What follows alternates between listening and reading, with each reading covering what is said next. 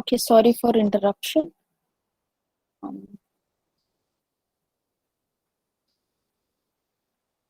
okay, we were discussing about anatomy, right?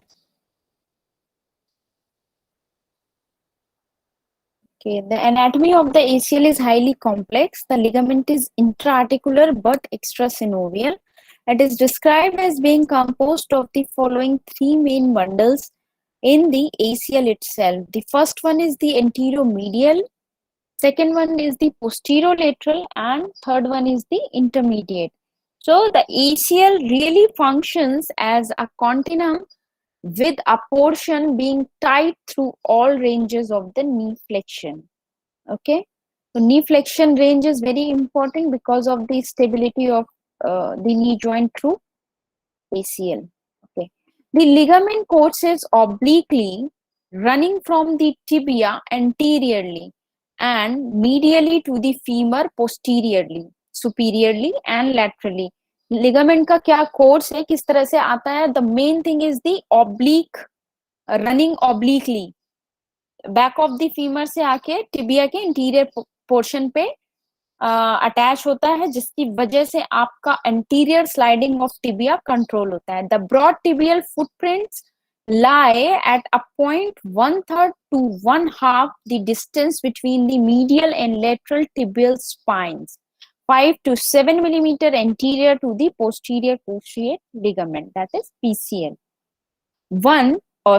On the femoral side, the attachment lies on the medial aspect of the lateral femoral condyle, just anterior to the posterior aspect of the intercondylar notch.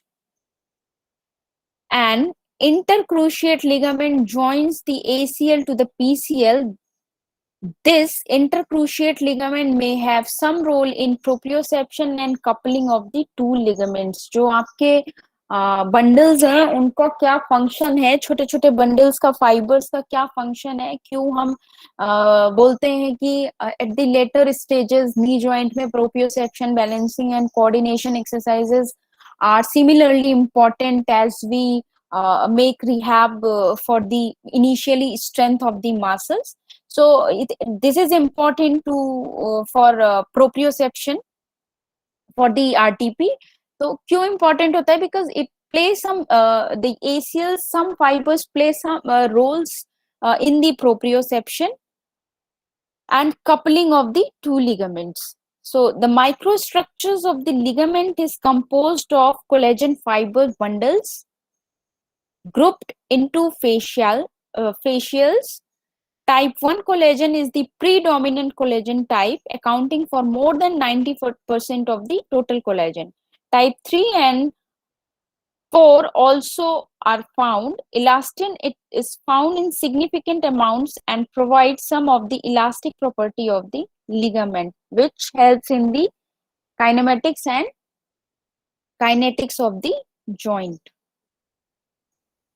The major blood supply for the ACL comes from the synovium and fat pads, the middle geniculate artery, and terminal branches of the inferior medial and lateral geniculate vessels are the vessels involved for the blood supply. And the healing is from this particular vessels involved. Now, pathophysiology. The ACL acts as the primary restraint to anterior tibial translation and guides the screw home mechanism associated with knee extension. I hope सबने screw home mechanism पढ़ा होगा, first year और second year में ही है ये kinesiology में. How the locking and unlocking of the knee joint, सबने पढ़ा होगा. अरे पढ़ा है कि नहीं पढ़ा है? पढ़ा है पर भूल गए, किसी को याद नहीं है. बाप रे, इतना आंसर का वेट नहीं कर सकती. Okay, we will move on further.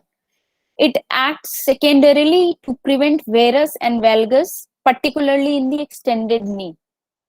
Okay, injury leads to abnormal kinematics of the knee joint. Then subluxation episodes occur, creating abnormal shear forces on the meniscus and articular cartilage. So subsequent meniscal injury therefore increased significantly. जो मैं last 2 classes से बता रही हूँ कि most of the cases ACL के साथ MCL और medial collateral ligament इन्वॉल्व होता है.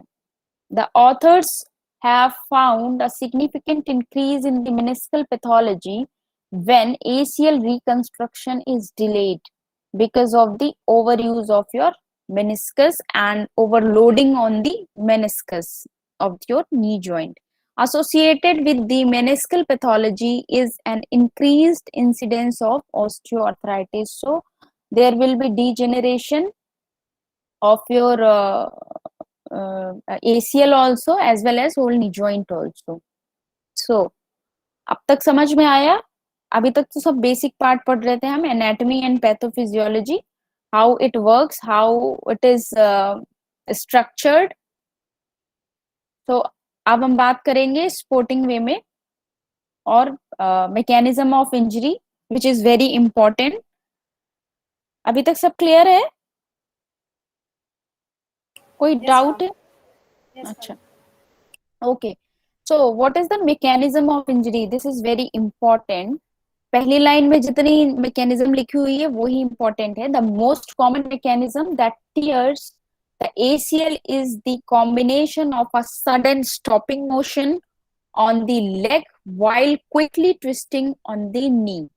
This can happen in the sports such as basketball. For example, when a player lands on the leg when coming down from a rebound or is running down the court and make an abrupt stop to pivot.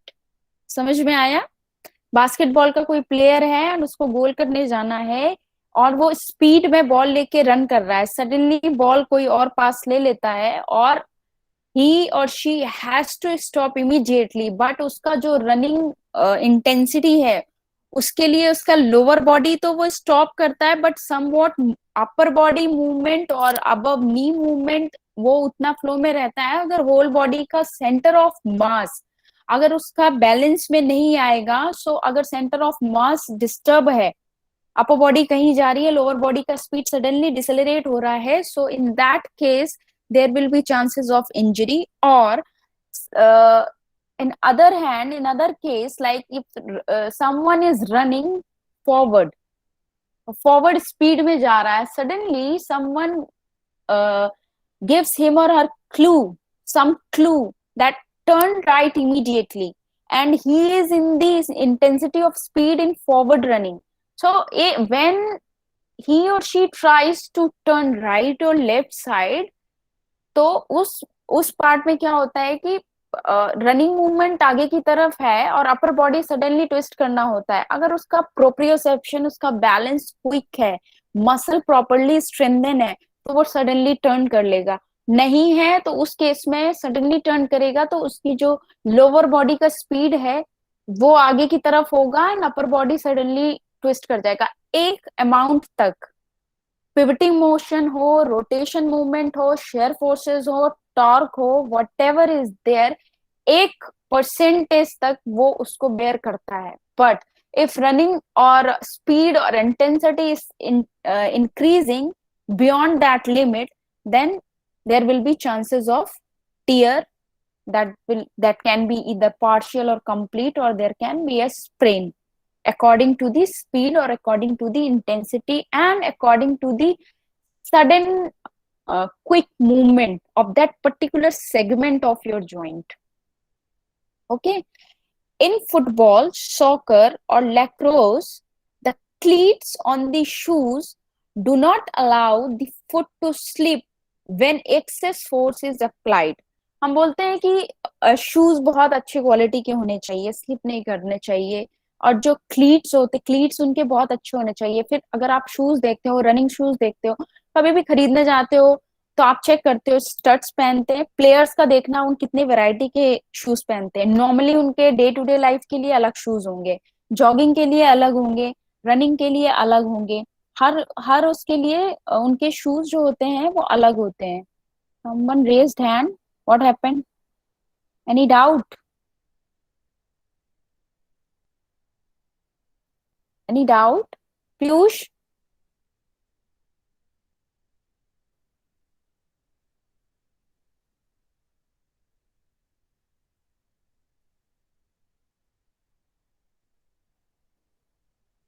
Ma'am maybe by mistake. Oh, अरे तो जवाब तो दे दे, कहाँ है? Yes ओ, ma'am है ये। हाँ बोलो। मैम हाँ हमसे बोलो, नहीं। क्या डाउट है? मैम हाँ, ma'am actually Rajni has raised the hand. Ma'am हमने नहीं हैंड राइज किया था, रजनी की है। अच्छा रजनी ने किया है। Yes ma'am. एनीवेज, क्या बता रही थी? आ, हाँ, क्लीट्स होते हैं जो आपके, हमेशा उनके जो शूज होते हैं उनकी डिफरेंट वेराइटीज होती हैं। स्पाइक्स अलग होंगे, स्टड्स अलग होंगे, जॉगर्स अलग होंगे। हाँ, उनके सबके शूज के टाइप्स अलग अलग होते हैं। कभी भी कोई एथलीट अगर मॉर्निंग में रनिंग कर रहा है, कभी देखो आप, नॉर्मली अगर कोई जॉगर्स पहन, जैसे हम नॉर्मली हम लोग हैं जॉगर्स ही पहनते हैं, अगर वो सिंपल जॉगर्स में ही रनिंग करते हैं, there will be more chances of slipping there leg most of the time. तो हम लोग जैसे होते हैं, जब कभी भी स्पोर्ट्स फिजियो है, कोचेज हैं, ट्रेनर्स हैं, वो कभी भी जॉगर्स में अलाउ नहीं करते हैं प्लेयर्स को ट्रेनिंग के लिए, whenever they are on the ground. तो because of the injury chances, क्योंकि मॉर्निंग में ड्यू बहुत होती है, whatever I have seen so far, तो बहुत चांसेस ऑफ इंजरीज होते हैं। एंड अगर प्रॉपर शू नहीं है, तो how they will absorb the friction, तो चांसेस ऑफ इंजरीज ज्यादा होते हैं, क्योंकि क्लीट्स जो होते हैं वो फ्रिक्शन रिड्यूस करते हैं। So there will be less chances of falling, slipping on the ground. Because एक बार ऐसा हुआ था, एक केस बताती हूँ। एक प्लेयर थी, हमारे ट्रायल चल रहे थे, एक प्लेयर थी, वहां पर बारिश हुई थी एक दिन पहले शायद, बट उन्होंने वो ग्राउंड क्लियर कर दिया था। बट फर्स्ट टाइम में वो लड़की का पैर स्लिप किया, and she felt, I think she felt the pop sound. This is very common in ACL injury. ठीक है, कुछ बोले कि कट से आवाज आया, बहुत लाइट से आया। तो उस टाइम में हम सपोर्ट स्टाफ जितने थे सब ब्रेकफास्ट कर रहे थे। तो जब मैं वापस गई तो उसने बोला मुझे, मैम मेरा पैर थोड़ा सा स्लिप हुआ था, बिकॉज वहां पर वेट था। और फिर उसके बाद ठीक हो गया, अभी कोई प्रॉब्लम नहीं। तो आई सेड ओके ठीक है, अभी अगर तुम्हारा शूज प्रॉपर नहीं है, और स्पाइक्स तो स्पेशली वेट में नहीं पहनते हैं, तो मैंने बोला तुम अभी मत कुछ करना, मैं अभी एक प्लेयर को टेपिंग करके आती हूँ, उसके बाद मैं कोचेस से बात करती हूँ कि आपको क्या आगे करना है, रनिंग करना नहीं करना। उसने बोला ओके ठीक है। मैं गई, मैं अपना काम करने लगी, पता चला वो वहां पर फुटबॉल खेलने लगी, अगेन उसका पैर स्लिप किया, and she got ACL grade 3 tear, complete tear. बस उसी पॉइंट पे, कुछ भी नहीं, उसने सच कोई भी ट्रेनिंग नहीं की। मैंने उसे मना किया था प्लीज टेक रेस्ट, और स्पेशली ये सरफेस पे विद योर शूज अभी आपको कोई एक्टिविटी नहीं करनी है, करनी भी है तो जिधर ग्रास है उधर जाके करो। तो उसने नहीं माना बात, एंड उसके बाद उसने एक ही जंप मारा। जंप के बाद मैं जब गई वहां पहुंची, क्योंकि बिकॉज मैंने वहां पर मैकेनिज्म ऑफ इंजरी देखी नहीं, मैं वहां थी नहीं। तो जब मैं गई तो उस ऐसे क्या हुआ कि वो बैठी हुई थी पैर एक्सटेंड करके पूरा। मैंने कहा क्या हुआ, ज्यादा पेन हो रहा है? तो उसने नहीं बोला, दूसरी बच्ची ने बोला नहीं मैम, ये फुटबॉल पे ऐसे ट्राई मार रही थी और इसका फिर से पैर स्लिप किया और बहुत तेज से साउंड आया। तो मैंने कहा अच्छा ठीक है। फिर उसके बाद उसका वो सीजन खराब हो गया, बिकॉज उसका तो उसमें huge swelling within 1 hour, वहां पर बहुत स्वेलिंग आ गई उसके पैर में, और वो वॉक करने की भी कंडीशन में नहीं थी। मुझे ही लग गया था कि इसका कुछ तो गड़बड़ है, बट ट्रायल चल रहे थे तो उसमें हम ज्यादा कुछ इन्वॉल्व नहीं हो सकते हैं, प्लेयर का कॉल होता है ट्रायल पे। फिर एमआरआई के लिए गई, एमआरआई में उसका कंप्लीट टीयर था। So this is the point, कि जो क्लीट्स ऑन शूज होते हैं वो अलाउ नहीं करते हैं स्लिप के लिए। तो always check the shoes in appropriate manner, कि उनका क्या शूज का क्या क्वालिटी है, because it plays a important role to the injury. Okay. In skiing, the ACL is commonly injured when the skiers sit back while falling. जब वो पीछे की तरफ बैठते हैं, अभी किसी को अगर याद होगा कि स्कीइंग में होता क्या है, तो जब वो स्टिक के सपोर्ट से वो अपनी बॉडी को फॉरवर्ड प्रोपेल करते हैं। इफ अगर किसी को याद हो ये किस टाइप का गेम होता है, तो उसमें बॉडी, जब जब भी उनका फॉल होता है वो बहुत हाई इंटेंसिटी होता है, बिकॉज वो मोस्टली उनका जो बॉडी होता है और लेग जो होता है वो स्टक होता है, बीच बीच में स्टक होता है, और वो पूरा हाथ के सपोर्ट से एंड स्केट्स के सपोर्ट से वो पूरा अपनी बॉडी को आगे फॉरवर्ड करते हैं। But when ever they fall, उनका एक पोर्शन जो होता है वो रनिंग में होता है और दूसरा पोर्शन जो होता है वो स्टॉपिंग की कंडीशन में होता है, सडन स्टॉप। सडन स्टॉप में हमेशा याद रखना है वो एक सेगमेंट स्टॉप हो जाएगा, बट अदर सेगमेंट को डिसलरेट करना बहुत जरूरी है, otherwise chances of injuries will be more. So the modern ski boot is stiff, high, and is tilted forward. The boot thus holds the tibia forward, and the weight of the body quickly shifts backward, and too much force is suddenly applied to the knee. The excess force causes the ACL to pop. Again, the pop sound will be there if the force is the high. A contact injury, such as when the player is clipped in football, forces the knee into the abnormal position. This may tear a MCL, ACL, and other structures. That can be your unhappy triad also, and the other structure in the sense there is a presence of a bursa also, and plica also. एक structure होता है, प्लाइका होता है, वो उसके भी chances of injury ज्यादा होता है बिकॉज ऑफ द इन्फ्लेमेशन। उसमें फ्लेक्शन का मूवमेंट जो होता है वो स्टॉप हो जाता है, मतलब रिड्यूस हो जाता है, फ्लेक्शन मूवमेंट उसका नहीं आएगा, लॉस ऑफ फ्लेक्शन होगा रेंज ऑफ मोशन में। ठीक है, there can be bursitis, there can be effusion, this is the other structures. Okay, so this was about the mechanism of injury, which is very important. The main point is the sudden stop, pivoting of the leg, and sudden cutting movement, and the pop sound is the main mechanism of injury. And this popping sound will be your clinical presentation also. Whenever patient, अगर आप वहां नहीं हो तो patient will tell you that I heard a pop sound, light, I mean mild, moderate, severe kind of sound, and after that I am unable to walk even. No, I am okay, I can walk, but the weight bearing is difficult. So other presentation will be there depending on the severity of the injury. So what is the classification of ACL injury? Again, the same classification will be there as in sprain.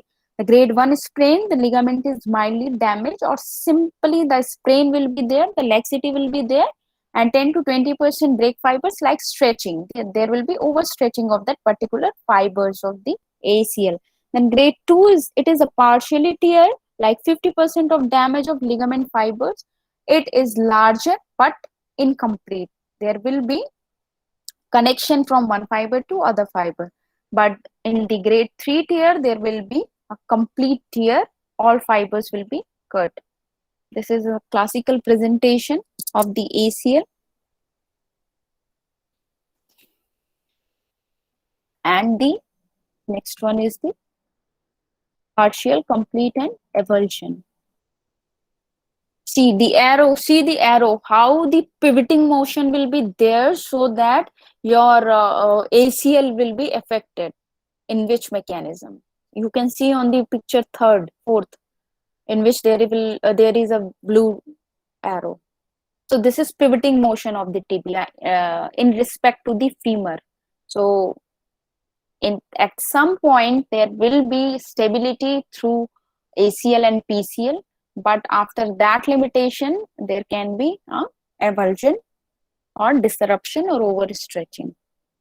Understood? अभी तक सबको समझ में आया? Because mechanism of injury is very important in the case of ACL injury. How you will assess, how you will diagnose the ACL, your rehab plan according to that can help you. Okay. So any doubt so far? I mean, किसी को mechanism of injury और grading में अगर कुछ problem है तो नहीं? Okay. Then clinical features. clinical presentation of ACL injury occurs either as an acute injury or as a more chronic problem of recurrent instability. Sometime it happens like there is a recurrence of that particular injury in grade 1. Okay, so later on it converts into the instability of the knee joint. ऐसा कुछ severe damage नहीं होगा, but the symptoms will be more difficult. I mean, you will feel that there is something wrong with the ACL, PCL, menisci, or even a collaterals, but there is no disruption, no involvement of that particularly structures, but the symptoms will show the severity of the injury because of the instability, or the instability's main feature is the giving way of your knee joint. You will heard a term that is giving way of your knee joint. Means चलते चलते अचानक ऐसा लगेगा ना मेरा पैर अपने आप ही रोटेट हो गया और सडनली लैक्स हुआ और मैं ऐसे लिम्प करने लगी suddenly.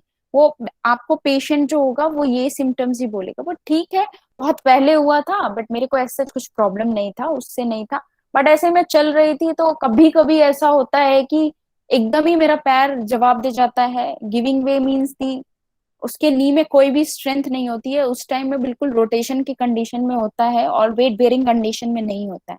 That is the giving way. Okay, so we will classify the clinical features in two way, acute and chronic injury. अगर on field injury हुआ है, that is the acute injury, and there is a history of ACL tear in the past 2 years, 3 years, 6 months, so that you can categorize in two ways, so that you can make more appropriate your rehab plan.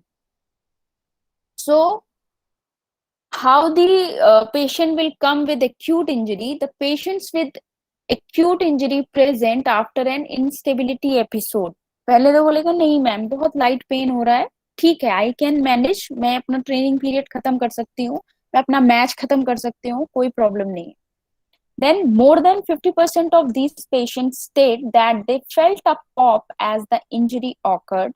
Up to 80% of these patients develop a rapid hemarthrosis over the subsequent 4 years. जो मैं अभी आपको case बता रही थी उसमें hemarthrosis था, sudden swelling and redness, the all signs of inflammation will be there. Okay, so associated injury is common, जो हम बार बार बात कर रहे हैं. What are those associated injuries? Can be meniscal and collateral ligaments also. The meniscal tears occur in approximately 50% of the cases, with a slightly higher incidence of lateral meniscal tear than of medial meniscal tear. The other pathology includes bone bruising in up to 70% of cases, mostly of the lateral femoral condyle, the medial collateral ligament injury, and true fractures of the tibial plateaus or femoral condyles. So then later on it will convert into the desiccants. So clinical signs in the acute phase includes a large hemarthrosis, limited ROM, and joint line tenderness. Whenever you will feel the tenderness, you will find the tenderness over the joint line, medial or lateral, both sides. The various special tests can aid in the making the diagnosis. A positive Lashman test, the anterior draw test, assesses anterior tibial translation. How much degree is involved? कितना उसका sprain का क्या उसका कितना degree है या कौन से ग्रेड में आप उसको कर सकते हो, that you can find out by your special test. Then chronic injury. Chronic presentations tends to involve repeated instability episodes, particularly when the cutting maneuver is attempted. जो मैं बार बार बता रही थी अभी आप लोग को, फर्स्ट में तो वो बोलेगा नहीं ठीक है, अभी तो मेरे को लगा मेरा पैर एकदम से ना ट्विस्ट हुआ, रोटेट हुआ, ट्विस्ट ही बोलेगा पेशेंट, जो एथलीट है वो ट्विस्ट ही बोलेगा, मेरा नी ट्विस्ट हुआ. So that is the first instability episode, but when it is turning into repeated instability episodes, you can make into the chronic injury. or you can categorize them into the chronic injury, particularly when the cutting maneuver, especially the agility drills. So whatever agility drills the athlete is attempting, so in that agility drill वो complain करेगा कि मेरे को pen हो रहा है नी में और मेरे लिए डिफिकल्ट है एजिलिटी प्रोग्राम्स करना। फॉरवर्ड रनिंग बोलेगा मुझे कोई प्रॉब्लम नहीं होगा, मैं कर लूंगा, मेरे को कोई ऐसा प्रॉब्लम नहीं होता। बट जैसे ही उसको एजिलिटी कुछ एक्टिविटीज स्किल स्पेसिफिक एक्टिविटीज करवाओगे आप एजिलिटी से रिलेटेड, तो वो सारी उसके लिए डिफिकल्ट होंगी। तो presentation also may be associated with mechanical pain related to meniscal tears or early osteoarthritis. So recurrent effusions and a history of locking also are important points in assessing associated injury. When you are looking for the other structures, if the athlete is giving you history of a chronic injury. So in chronic presentations, a similar assessment is made as an acute injury. The meniscal pathology should be sought with joint line palpation and the McMurray's maneuver. Okay? मैंने बताया था आप लोगों को सारे test याद है ना सबको, जो नी जॉइंट में असेस करने के लिए बताया था मैंने। Okay, diagnosis, x ray.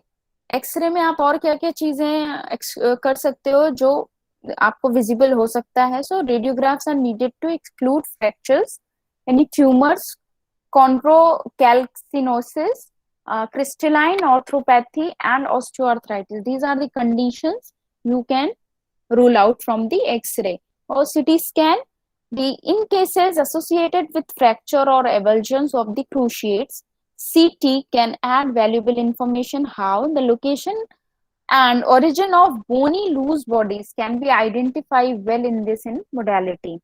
अगर लूज बॉडीज हैं तब तो थोड़ा सा टफ होगा, so you can identify in the CT scan in appropriate manner. MRI, MRI सबसे सेफेस्ट है। If you are suggesting to anyone, please suggest MRI because it's sensitivity of 95%.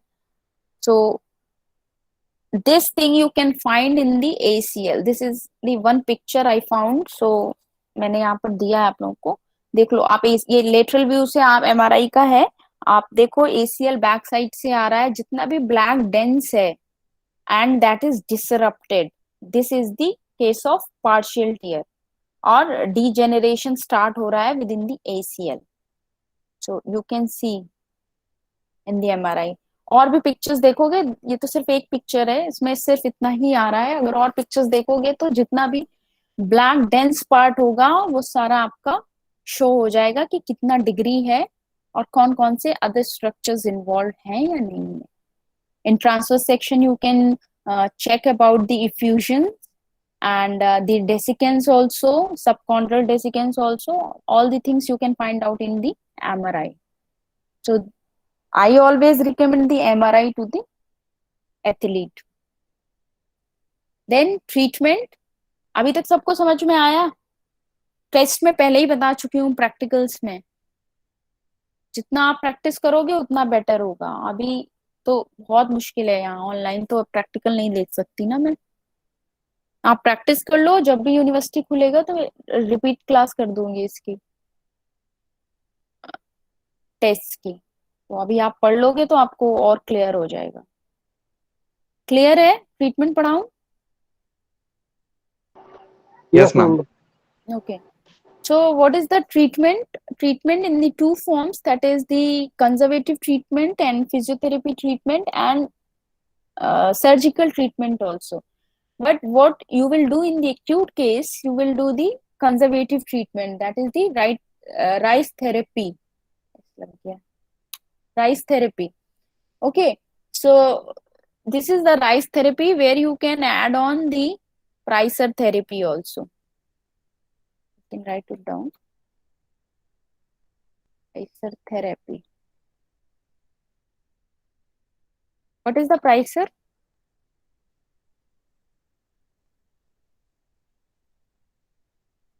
Prevention, Hmm.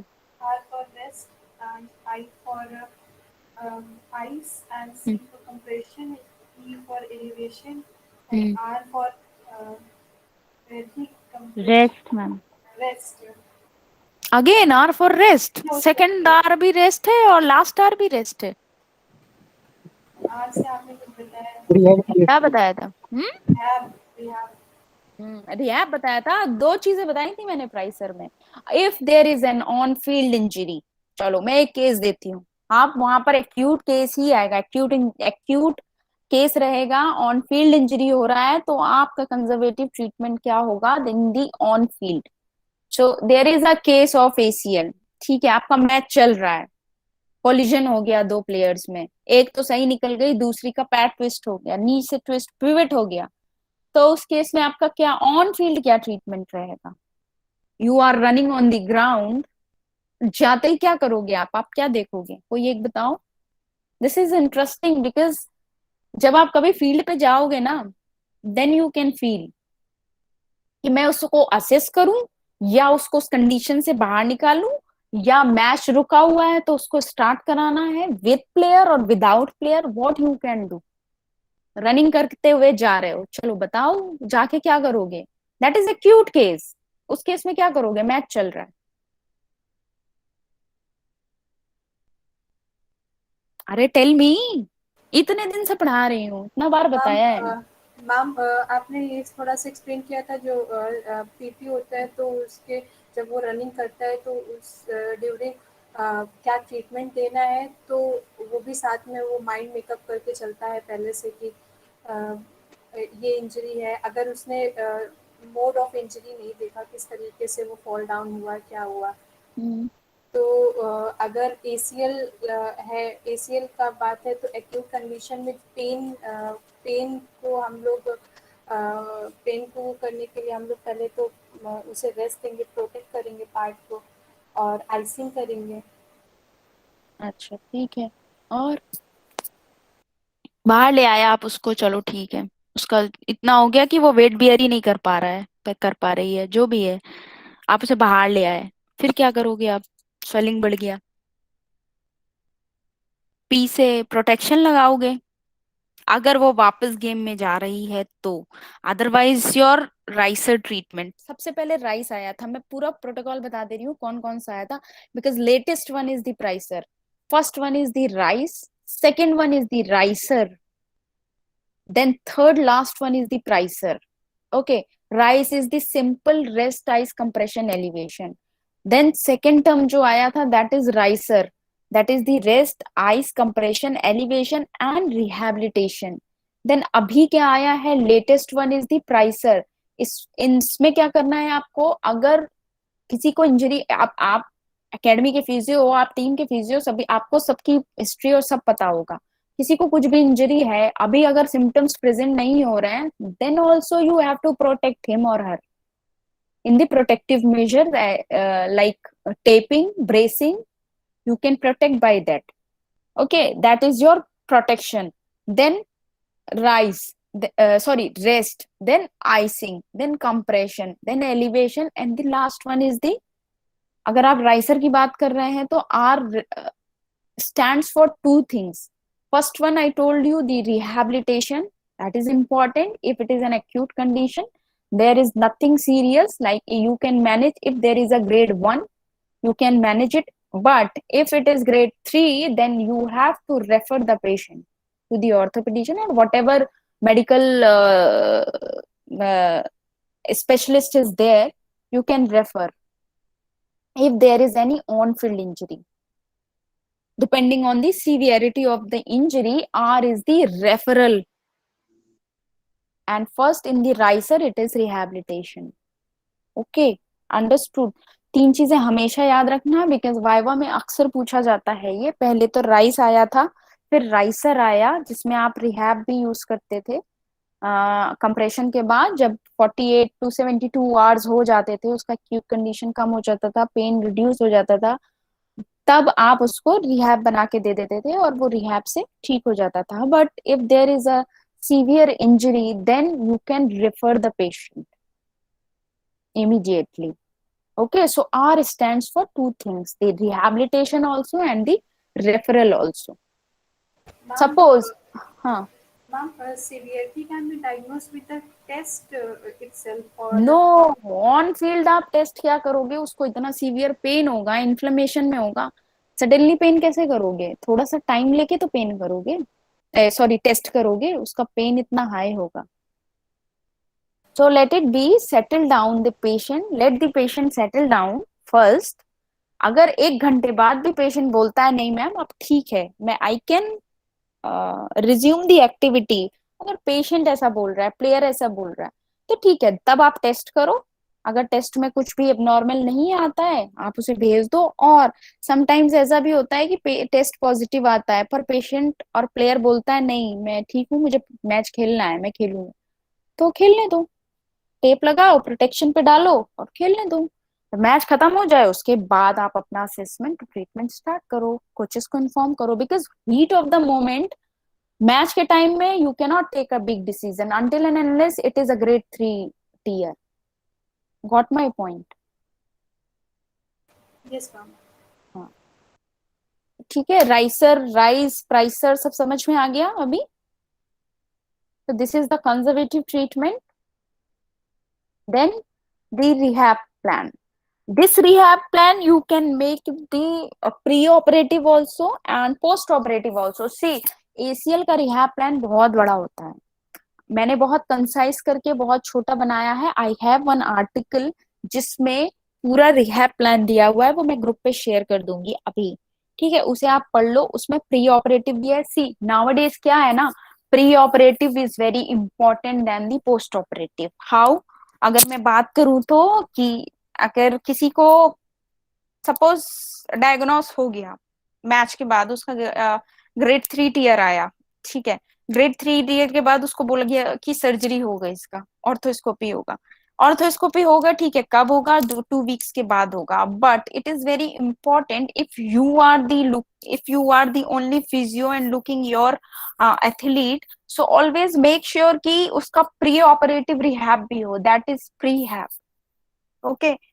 तो और pre, you can say the pre operative rehab also. उसमें आपको क्या करना है, same things हैं जैसे कि मसल्स हैं, सपोज क्वाड्रिसेप्स ही है फॉर एग्जांपल, क्योंकि ये सब बहुत बड़ा टॉपिक है, मैं ऐसे नहीं एक्सप्लेन कर पाती, तो मैं सिर्फ बहुत शॉर्ट में बता रही हूँ. सपोज क्वाड्रिसेप्स है, तो क्या होगा कि जैसे पोस्ट ऑपरेटिव हुआ, पोस्ट ऑपरेटिव के बाद बहुत स्टिफनेस हो गई, ठीक, आपको क्वाड्रिसेप्स को वेरी जीरो से स्टार्ट करना पड़ रहा है. But when you are doing the pre operative rehab, in that you are giving the training to the particular hamstring and quadriceps. So in that case, excuse me, so in that case you are giving the you are doing the muscle education, motor re-education, muscle conditioning, you are doing that. तो पहले अगर आप करा रहे हो तो उसका 50% you will get after operation. उसका उतना लॉस नहीं होगा कि आपको जीरो से स्टार्ट करना पड़ेगा. अगर प्री ऑपरेट करा रहे हो तो उसकी जो लर्निंग है, मोटर रीएडुकेशन है, जो मसल कंडीशनिंग है, वो ऑलरेडी आपने कर दी है. तो post operative you will get it from the 50%. अगर आप जीरो से स्टार्ट कर रहे हो तो आप, अगर आपने प्री ऑपरेटिव कराया है तो वो आपको 50 से मिलेगा. क्वाड्रिसेप्स उतना उसमें नहीं जाएगा कि उसको कुछ भी रिमेम्बर नहीं होगा, इतना ज्यादा स्टिफ होगा कि वो अपना फंक्शन ही भूल जाएगा. तो that is very important. Now days सभी जगह होता है कि आपको, अगर आपको सर्जरी का डेट दे दिया है तो वो बोलेंगे आप पहले प्री ऑपरेटिव रिहैब स्टार्ट कर दो. तो वो आपका 1 से 2 हफ्ते वो प्री ऑपरेटिव चलेगा, then after that the operation and then post operative rehab. In that there will be RTP criteria, that is return to play criteria. Okay. तो ये तो एक सैम्पल रिहैब प्लान बनाया है मैंने. बाकी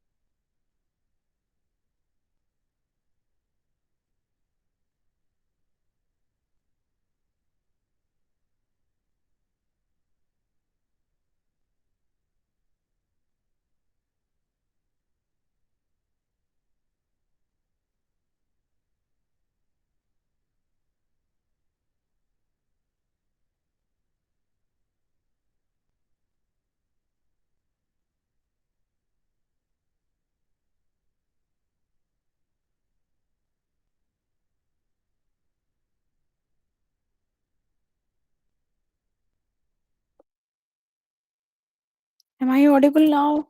I'm so sorry. Yes, ma'am. My Wi-Fi got disconnected. I'm so sorry.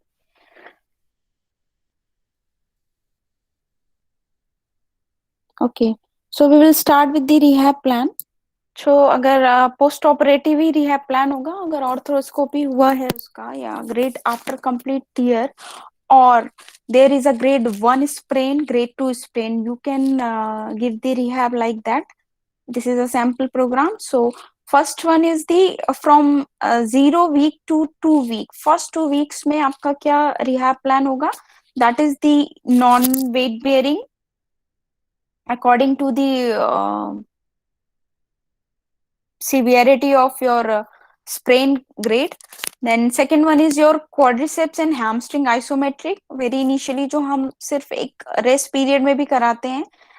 Electrical muscles stimulation, ankle range of motion and strengthening, that is proximal and distal joint. You can start with hip joint also. Then heel slides and patellar mobilization. Then week 2 to 4, after 2 weeks, what will be your rehab plan according to the assessment of the patient? It will be and non-weight bearing, quadriceps and hamstring isometrics, SLR, and electrical muscle stimulation, stationary bike with low intensity, and the stairmaster.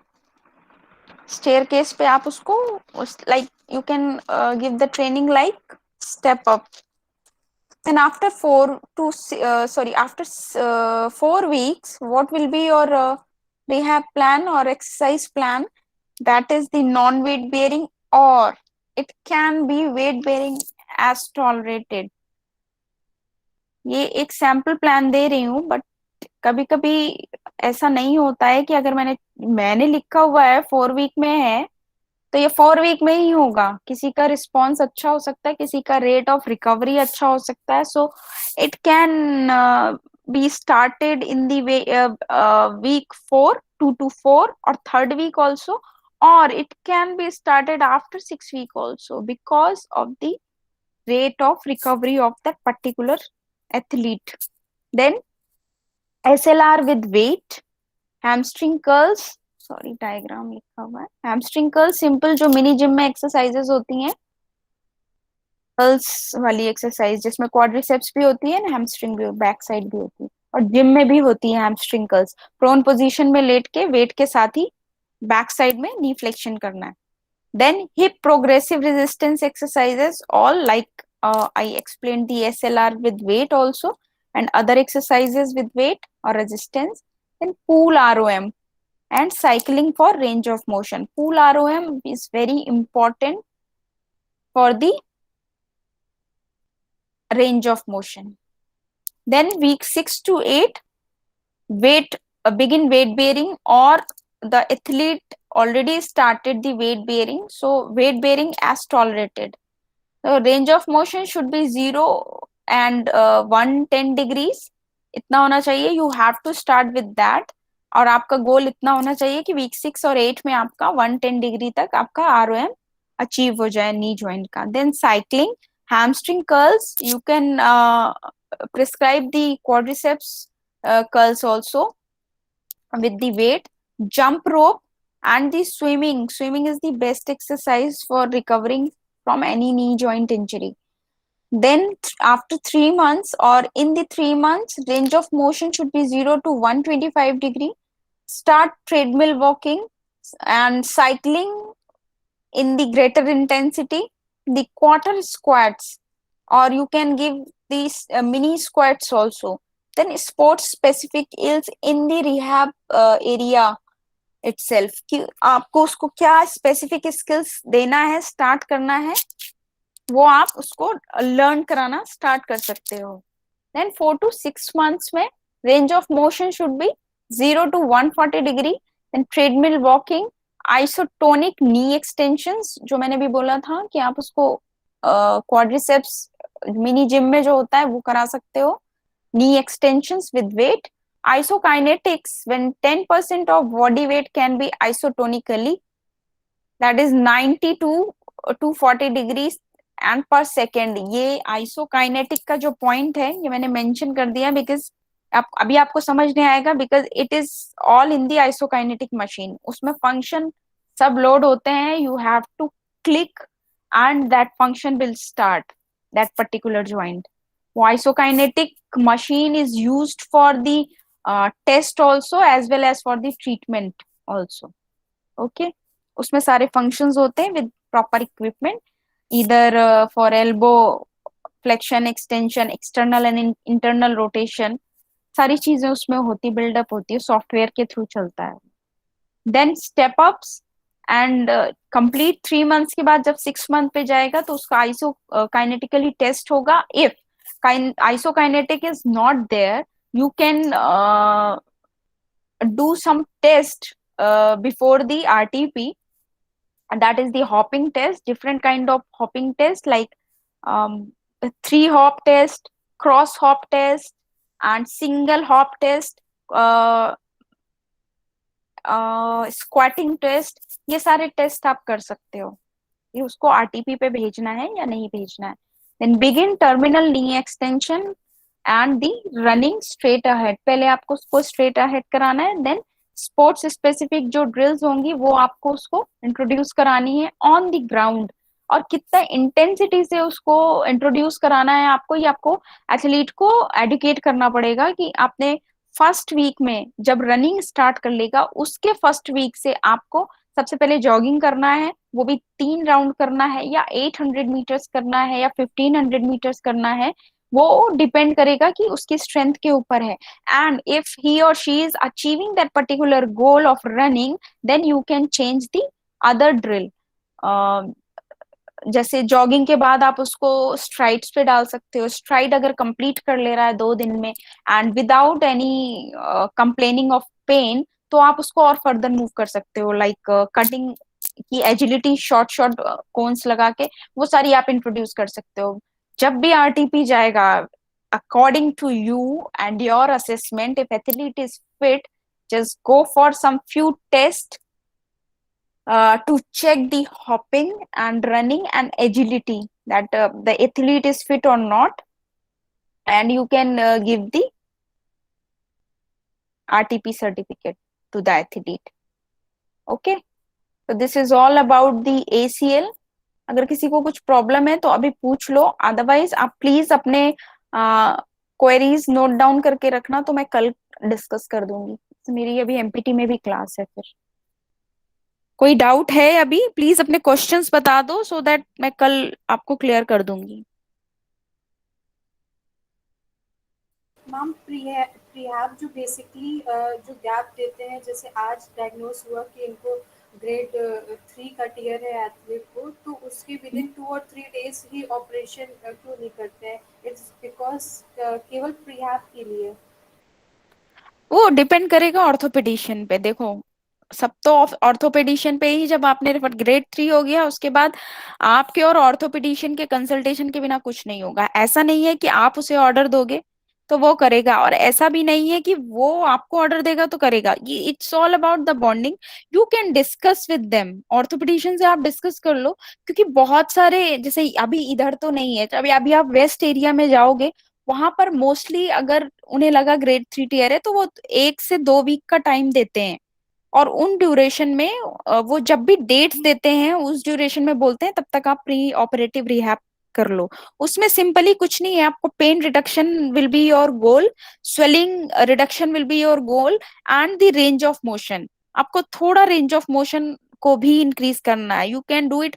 Pen होगा उसको, सी, बिना pen के अगर आप सोचोगे कि grade 3 है, obviously उसको पेन बहुत ज्यादा होगा। अगले 2 हफ्ते में उसका रिकंस्ट्रक्शन होना है या ऑपरेशन होना है, उसके हिसाब से उसे पेन होगा। बट उसके साथ ही आपको थोड़ा बहुत उसको प्री ऑपरेटिव रिहैब कराना है, in the form of strengthening, in the form of cryotherapy, in the form of other therapies और आइसोमेट्रिक्स आपको कराना है। आप you can give the cycling also.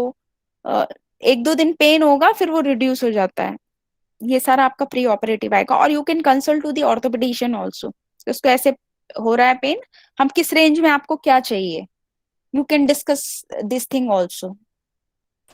Ma'am in tearing condition, मतलब हमारे जो फाइबर्स है उसके एसीएल के वो टूटे हुए हैं, फिर भी हम लोग उसको साइक्लिंग पेशेंट एथलीट को कराएंगे तो और प्रॉब्लमैटिक नहीं होगा सिचुएशन? सी देखो, सिर्फ एक मैंने बोला ना, इस वाले नोट्स में भी हर जगह यही लिखा हुआ है, एसोसिएटेड विद अदर स्ट्रक्चर्स।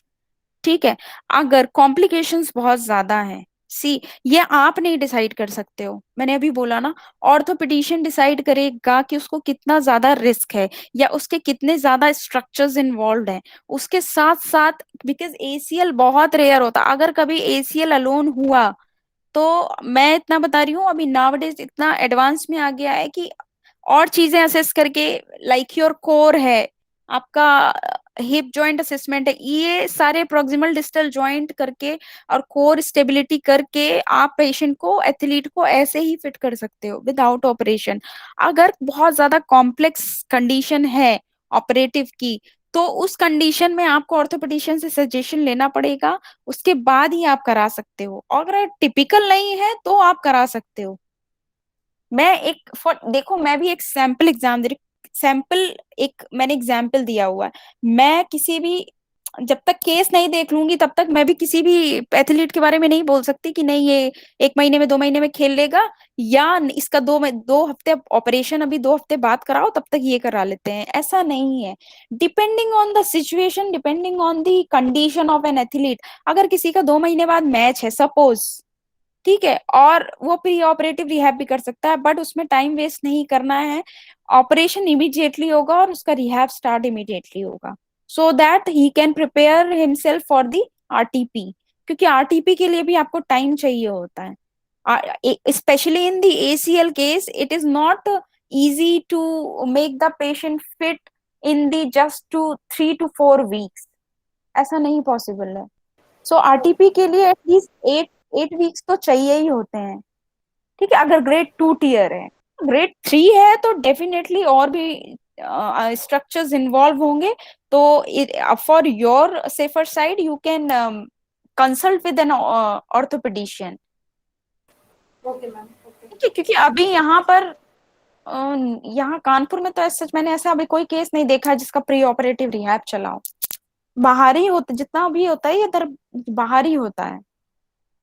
मैं जस्ट बता रही हूँ कि आप लोग को पता होना चाहिए। बाकी पेशेंट का असेसमेंट करो, कुछ भी कॉम्प्लिकेशंस है ऑर्थोपेडिशियन से कंसल्ट करो। If that is a case of surgery, तो उस केस में डिस्कस करो, क्योंकि और भी अदर इंटरवेंशंस हैं, बट वो अभी पढ़ोगे आप आगे तब चीजें एक्सप्लेन करेंगे, क्योंकि अभी तो बहुत ज्यादा हो जाएगा, आपके सब सर से ऊपर चला जाएगा।